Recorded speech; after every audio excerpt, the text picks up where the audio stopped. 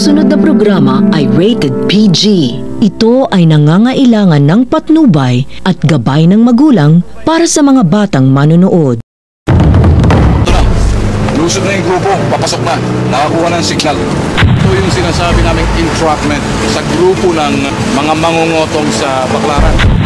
Sa kauna-unahang pagkakataon, ito yung magiging unang kaso ng CIDG na lulusob sa kuta ng sindikatong nasa likod ng human trafficking.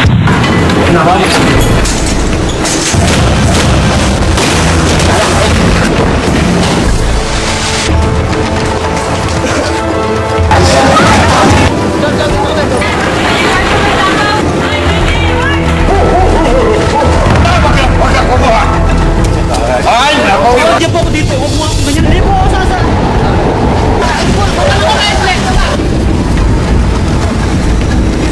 Apat na pulis, hulog sa bitag.